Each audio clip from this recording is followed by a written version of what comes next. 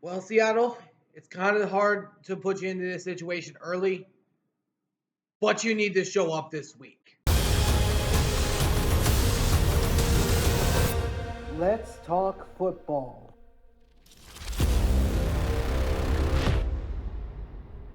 All right, what's going on, everyone? Welcome back to the All Around Sports Podcast, where sports are everything on this channel. I'm your host, Antonio. Today, we're talking about my Seattle Seahawks. Now, after losing to the 49ers last week in a very valid effort to try to beat them, applaud the effort, but couldn't beat them. I did have the Niners picked in that game, unfortunately. But they're going against the Atlanta Falcons next week that are very, very difficult to face. Now I'm making this video before their game against Carolina. So I'm currently making this on a Friday. So we'll see what happens. But this pretty much is the do or die right now for the Seattle Seahawks, which I'll get into why in just a second. But before we get started, if you guys do enjoy this video, please be sure to do me a favor and smash that like button down below. I cover everything around the NFL, NBA, NHL, and MLB. I've been a little busy on the NFL because the season's been going on, but I promise I will be getting to some of the other topics around the sports industry. But for now, let's get into the video. Oh, the Seahawks. I was very ticked off about some of the things I saw last game. I'm going to talk about that first before I get into why I am thinking this is a must win. Something I've been ticked off about for the last few hours is that last little drive in 8 minutes. We were doing good at the running. We were doing good at running the ball down the Niners' throats. But down in the last drive when we had that interception, it was pass, and then the interception. Why do you just stick to the run? It worked. It was working. And you couldn't show up. The running game was working.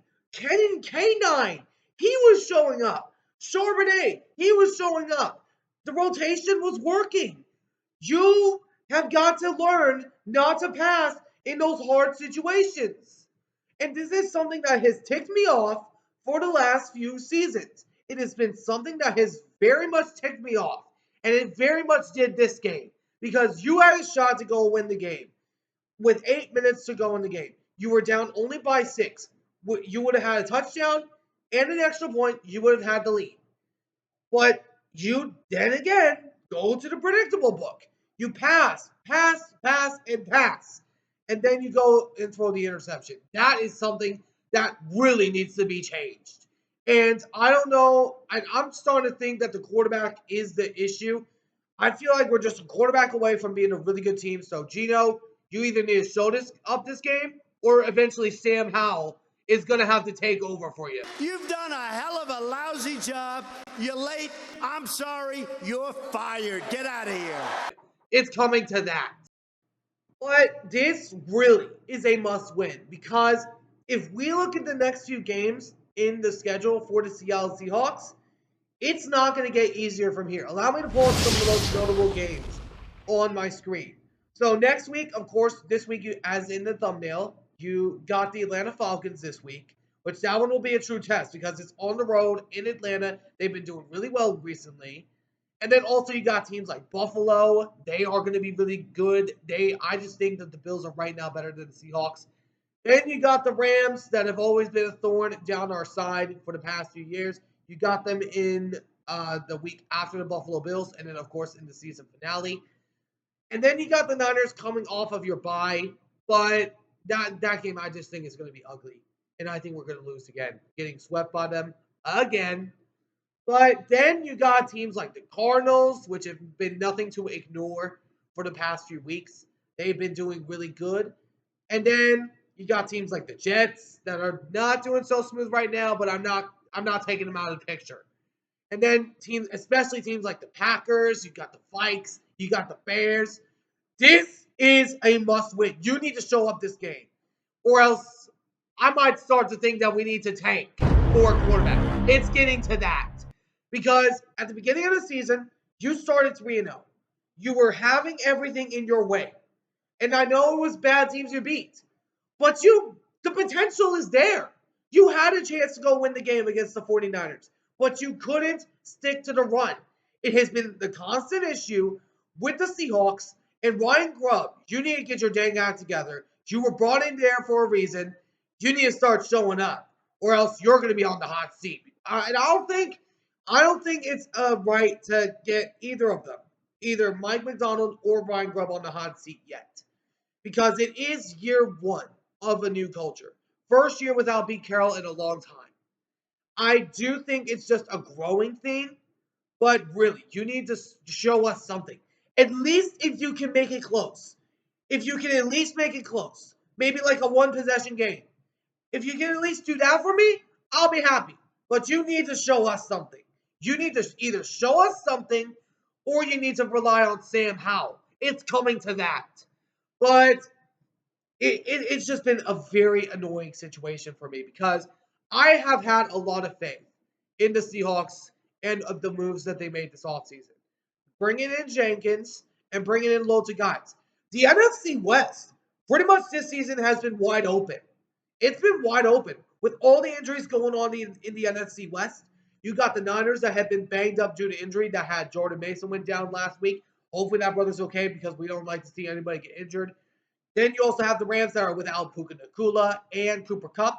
And then the Cardinals, I mean, they've not been banged up that much, but they're kind of starting to show a flare. I cannot ignore what the Cardinals are putting up right now. And I think they might actually beat us. And that's saying something. Because the Falcons, they have been nothing to ignore. The Falcons have been nothing to ignore. They have had the hype of going into the season of being the top threat of the NFC South. But an interesting stat that I want to bring up to some both Seahawks fans and Falcon fans, allow me to pull it up on the screen. Kirk Cousins, in his career against the Seahawks, he is 2-4. 2-4, which is not bad, but it's not great. So, if I'm a Seahawks fan looking into this, which I am a Seahawks fan, I'm thinking about some ways to limit Kirk Cousins. We know that the run game for them has been key. We know that. But the pass game their pass game is amazing. And when you guys got to defend guys like Drake London, Kyle Pitts, Ray McLeod, who was with the Niners, he was mainly a return guy for them, and then also got guys like Darnell Mooney and Bijan Robinson, this is a true test for you because you're going against one of the most high-stacked offenses of the NFC South in the Atlanta Falcons. You're going against one of the toughest teams of the South. And the defense, they have not been good at tackling. The Seahawks defense has not been good at tackling. They need to step up their tackle game this week. Or else if you can't tackle, you're not going to win games. Because we were constantly seeing missed tackles by guys like Baker, Dotson, Jenkins, Brown, Witherspoon. We were seeing missed tackles left and right. You need to start making those tackles if you are going to be in the top contention category. That is my main key for the Seattle Seahawks defense. You need to make those tackles and get in front of those receivers. You have not had a turnover in some time, except for the game against the Giants. You need to have some takeaways this game. Because an interesting stat that the Seahawks have, whenever they have takeaways, whenever they win the turnover battle, they have a winning record. They have had a really good record. They've only had 19 losses in that span, and they have had over 50 wins in that category. So if you can win the turnover battle, you can win this game. And then for their offense, run the dang ball. Run it. Because it was working last time. It was working. And you let it off because you wanted to go into the pass game. When you're going against a defense that is filled with defensive playmakers, you've got guys on there like Justin Simmons, Jesse Bates, and then also pass rushing guys like Grady Jarrett, Matthew Judon, and then also along with some of the rookies like Breland Trice, Rook Orororo, and then a few other guys. You have got to show us something. Because if you don't and you lose to this game in like a 10-point fashion, then the season might be over. Because it's getting to that. And if we look at this Seahawks situation, they're just a quarterback away. And if you lose, we really need to think about tanking because that is what it is coming to. And if we look at some of the quarterbacks that are available, I haven't mentioned this yet, but it's going to be in a video that I'm going to do later on in the future about my top 5 best quarterback prospects. I'm going to pull them up on the screen.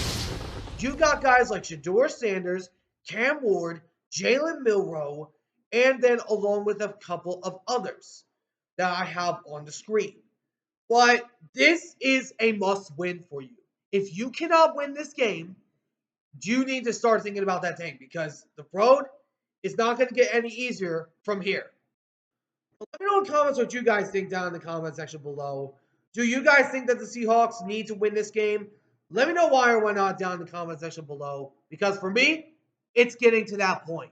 Because it's do or die right now. Because the games that they have, the next 3 games are going to be difficult. The Rams might be a question mark, but then again, they've been a thorn in our side for the past few years.